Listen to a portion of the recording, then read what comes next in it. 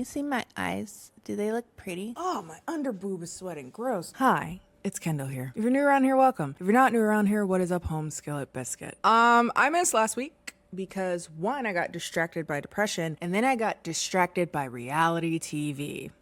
What else is new for either of those? Well, there's one thing that's new. The reality TV show that I got distracted by is foreign. I think this is the first time I've ever watched a foreign reality TV show. I know a lot of people wanted me to watch Couples Inferno, Singles Inferno, some of the Love is Blinds from other countries, but I just never got around to it. But this one got my attention. So I wasted the entire day yesterday watching it.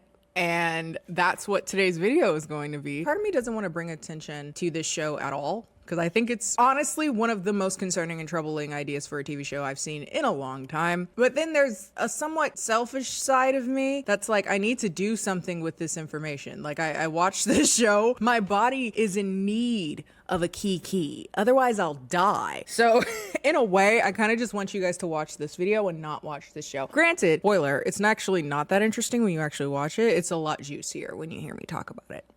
As are most things. I'm talking kind of fast. I am drinking a C4 at 9 o'clock at night, so I'll probably be up for 3 days when I get shit done. Hell yeah. Speaking of getting shit done, I think it's time to send it over to Admiral Kennie because she pays bills around here. So watch this ad, please. Thank you. Hello everyone, this is Admiral Kennie, and today's video is sponsored by Raycon. Raycon's everyday earbuds offer style, performance, and quality at a fraction of the cost of other premium audio brands. They sing when you put them on. Raycon!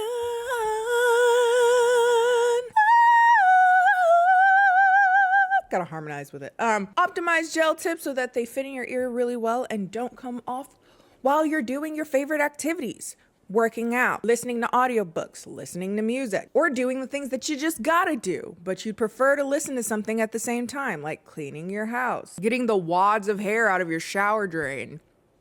Good thing they're water resistant as well. They have different sound profiles for your particular style. You can have pure sound, something with a little bit more bass, something with a little more balance. I'm personally a bass girl. Don't take my word for it. Take the words of the thousands of people who have given it 5-star reviews. Also, you can try it out risk-free for 30 days. So there's nothing really to lose, baby. Also, if you wanted to try them out while watching this video, I can get you 20% off. If you go to buyraycon.com/Kennie, down in the description box, you can get 20% off plus free shipping. Big thanks again to Raycon for sponsoring today's video.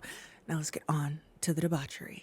So, I don't know if I've ever said this on camera. I think it's just something I've kind of thought to myself, but as a general rule, I prefer to not take recommendations for dating shows because honestly, I don't really like them as a whole. I tend to just want to talk about the ones that I organically found interesting, hence why I've only kept things to Love is Blind and The Ultimatum at this point. Also, I just don't think I could mentally stomach watching nothing but dating shows, even though I know you guys really like me to watch them. I've actually been talking a lot about dating shows recently, so I kind of want to watch a movie, a really bad one, maybe something Filipino, because if you've never seen a Filipino drama, baby, watch my videos on them. They're insane. I love them. They're so messy. If you have any recommendations for Filipino drama movies, by the way, put those down below. I love that. But, and there is a but, as usual, all rules have a caveat somewhere. And so I was recommended a Spanish dating show out of the Demon's Maw Netflix called DeepFake Love.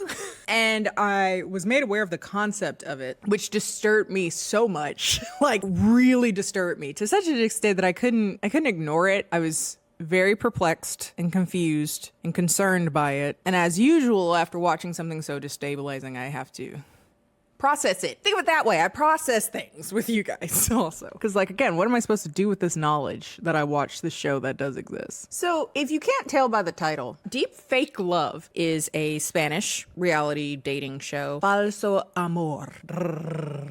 She's trilingual. Shit, I'm barely bilingual.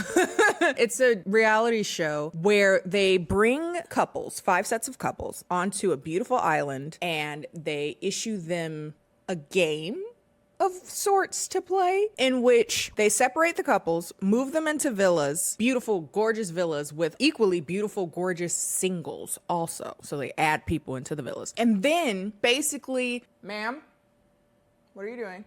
Nothing. You better not be digging in my cushions again. No.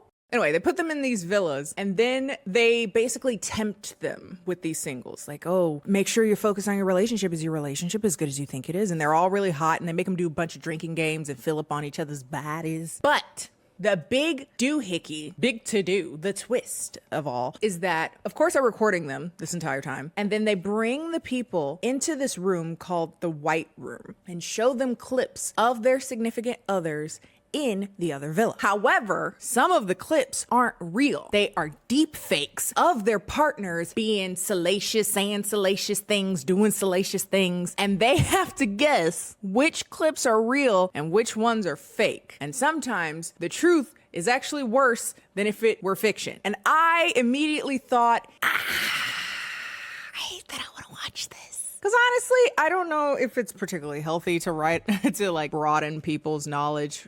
I don't know. I just find the concept of deep fake just inherently horrifying. I think it's really scary. Also, the concept of combining deep fake with reality television, entertainment in general, is concerning, to say the least. And honestly, I hadn't heard such a bad concept for a dating show since The Ultimatum, because outside of just the dystopian, scary weirdness of using deep fake for entertainment in general in this context, there's also this whole like, why would you bring your partner here? Like, this is weird. Why would you bring your partner to this? Y'all don't want to be together. Like, it sounds like a really bad idea for your relationship. And that's how I felt about The Ultimatum. I was like, y'all just don't want to be together. Just say that. But perhaps the one component that makes it different than The Ultimatum, Love is Blind, these type shows, is that there's actually a cash prize, which doesn't make the mental turmoil worth it, but maybe softens the blow.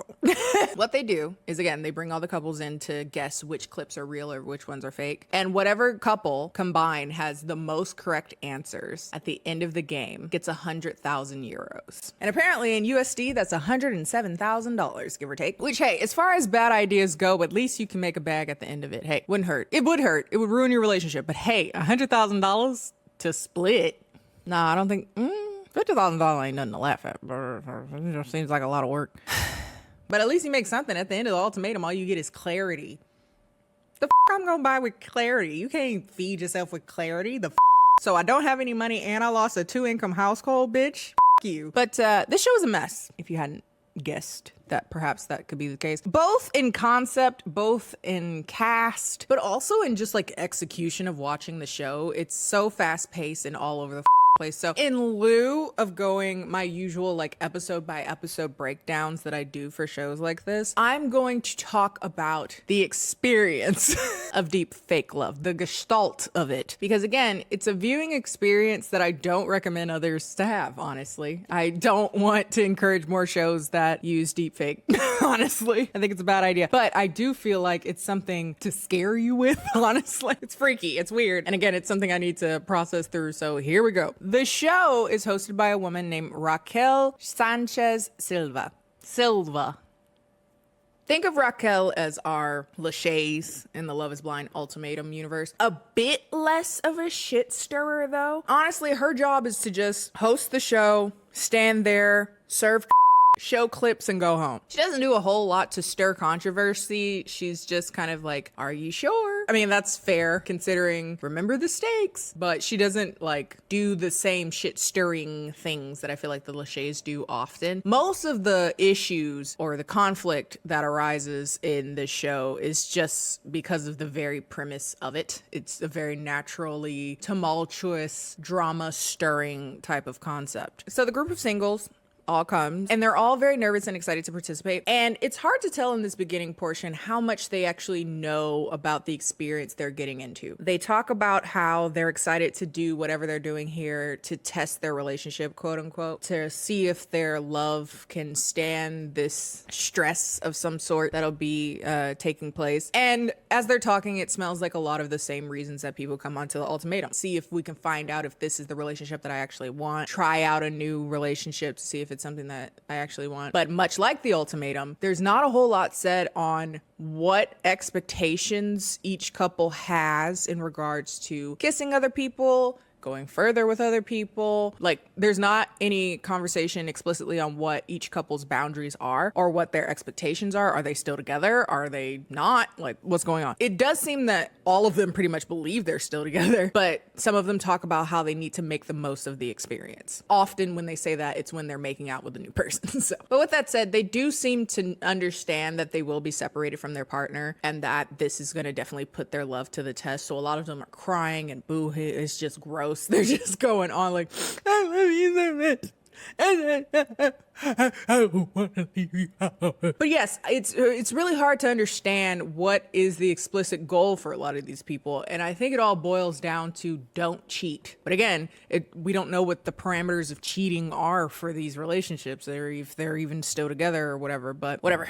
Anyway, they separate, and they separate the couples into two villas. There's the Mars villa, and then there's the Venus villa. And when they get to each of the villas, there's already a group of super hot people already there. Just hot as hell. Hot as the long hair one.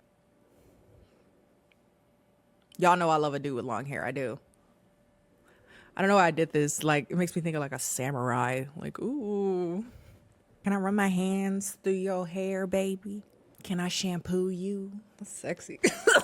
Oh, and also the black girl with the blue eyes and the braids, she real pretty. I'm like, oh my God. But these people are just hot, and that's not enough to cheat, right? So instead, the production puts them in a lot of salacious situations, presumably liquoring them up and making them play games. And these games are just bait to get them too close to these people, maybe get them too close for comfort, and ultimately to put them in positions that they can edit the clips and turn it into deepfakes for the guessing section. With that said, there's not a whole lot that the deepfake people would really have to do, because with liquor, either they getting too close in a drinking game, or they're doing arguably what is worse, telling the truth. They're talking to people about their relationships, how they're unsatisfied in their relationships, how they have dead sex lives, or some people feel like their partner isn't on their level, like mentally, emotionally. It's fascinating, really, that it didn't take a whole lot for them to get to not bad mouthing. Well,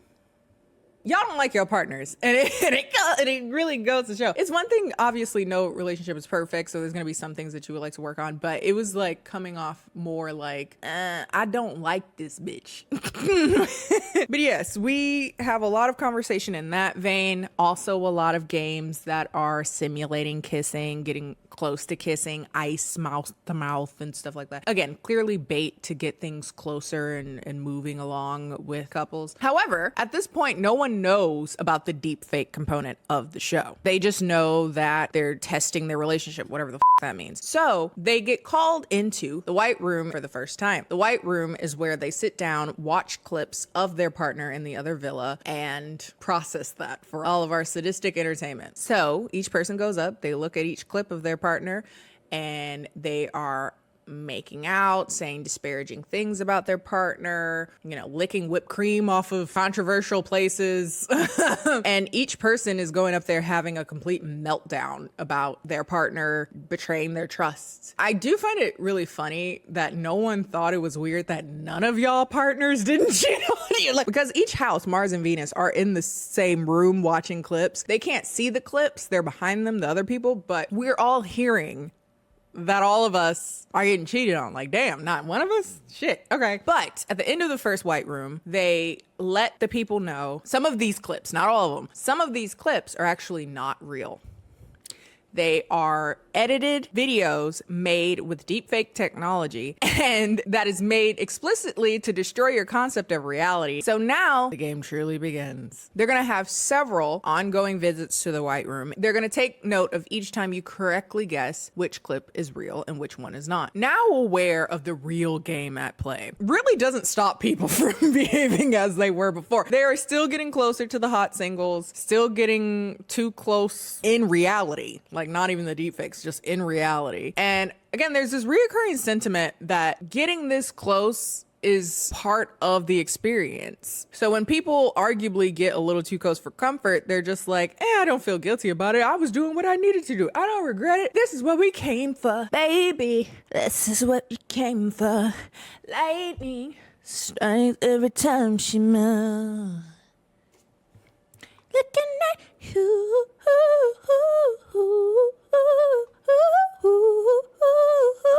But yeah, they feel no shame for it. Speaking of feeling no shame, within an episode or two, we already have our first love triangle. Well, pentagon. I guess if you include their original partners, it's 5 people, but triangle in the house. 2 of the women, blonde girl, and then the girl with the real dark hair that's hair looks too big for her head. No offense, but that's how I remembered her. I think her name is Gabriella. It doesn't matter. They both end up liking a single, like a guy who was brought into the house to tempt them, named Torres. And it's funny because they're fighting over this guy, and at least in the edits that we see, they don't mention their original partners at all. It's so messy. They're like, wow, she's just stealing his attention. And it's like, wow, I want to get to know him. Like, what the f? And I'm like, bitch. She said, my man, I don't like that. I'm here to get some Torres dick. Is that a bull? Is Torres bull tower? Oh, I was wrong. You're like, that dick is a tower. Muy alta. Muy linga. I don't know words in Spanish. I'm saying it like I know. Como se dice? How do you say long? Larga? Okay. Anyway. But yeah, it's funny because they don't give a f about their original partners. And it's hilarious because as the show goes on, Big Hair is like particularly harsh to her partner who's doing essentially the same thing as her. But she's like, you have ripped my heart. You've broken it. Ah, mi corazón. I was like, girl, bitch, you funny. No self-awareness at all. I'm getting ahead of myself though. It's pretty clear though that the singles' purpose in the house isn't just to be sexy. It's to be mental and emotional temptation as well. Asking, is he who you really want? Do you really think you could see a future with her? And then if you get closer to one of the singles, it seems that they really start to be like instigators. Like, I can give you more in 5 minutes than he's ever given you in 5 years. What was that in the script? Was that in the contract? What they paying you to be a single? I was But it doesn't stop our contestants from falling for it. I mean, these people are already unsure of their relationships. That's how they ended up on the show. And now they're separated from their partners, gaslit into believing they may have cheated on them, and then sent them back to a house full of sexy, instigating singles. It's up. It's honestly a very up concept for a show. Like, that ass, y'all with people's relationships. Granted, they were probably not on great foundation when they got here, because again, they ended up on the show. But like, that's up. And they only may win a bag in the end of it. Like, that's up. Anyway, of course though, people start making out in real life. Like, not deep fake shit. People are tonguing down. Getting emotionally connected in real life. And as we go into the White Room for the second time, it's really confusing what is and what isn't possible, given that they are at the same time processing that they too went further than maybe they expected they would go. Maybe they crossed some lines that they didn't expect to cross. And so they have to guess whether or not their own partners also cross the same lines. Which, you know, obviously your guilt will be at play. Like, is my partner in the same place as me? What if they aren't and I'm the only one crossing a line? Am I reacting to something that actually happened? Because again, deepfake is like, I'm getting upset thinking you cheated on me, but you didn't. It was deepfake. Is my anger justified if I react in like revenge against you and it was a deepfake? I'd feel really up. It's a horrible, horrible mind. Oh my God, why would you do this? Why would you make this into a show? Oh, I kept watching. And at the end of said mind, we take score. Again, at the end of each time they go into the White Room, we take score and we find out, by the way, who's closer at winning the money. It's really funny how the money is such an afterthought because everyone's lives are in shambles. And it continues to be more in shambles as it goes along. But it's just like, oh, by the way, we're ruining your life and your relationship. But hey, you might, maybe win money in the process because you're the one who knew your partner the best. You knew them well to know that your partner definitely cheated on you.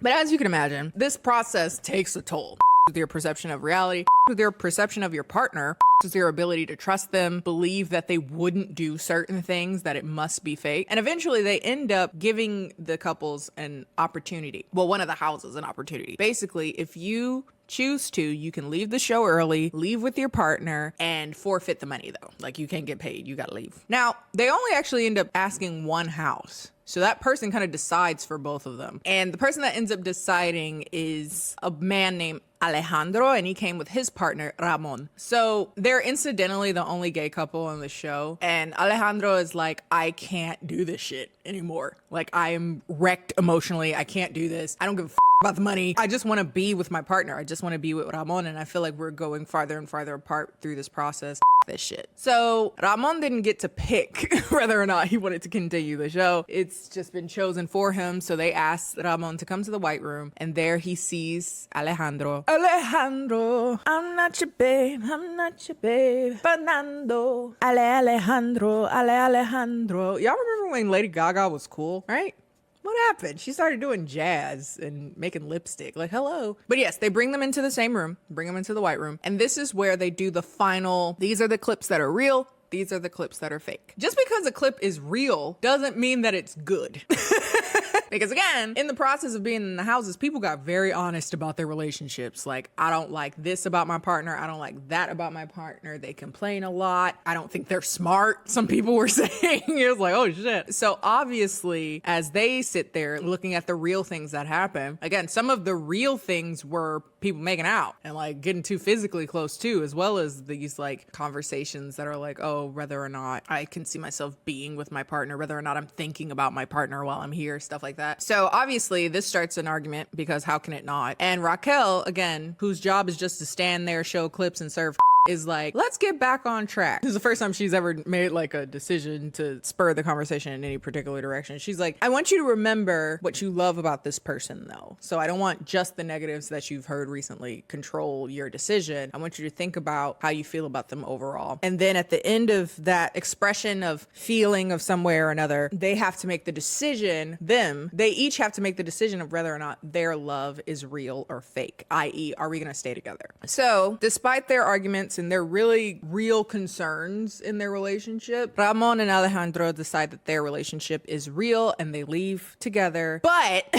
I don't know. Ramon leaves and he's like, I left with no money, not necessarily more clarity, and even less trust for Alejandro that I had anyway. So I'm like, damn, tough break. You ain't make no money and you still don't trust that. And you left with him, I guess. But as for Alejandro, he's like, I'm doing this as this big romantic gesture because I'm giving up the money. I don't want it. Like, I don't want it. It's not as important as our relationship is to me. If someone's willing to give up that much money just to be with you, that's a good sign, I guess. So we'll see how their relationship goes. But yes, now we have 4 continuing couples going on with the experience. And as things go along, people start giving fewer and fewer about their original relationships. Again, people start making out all the time.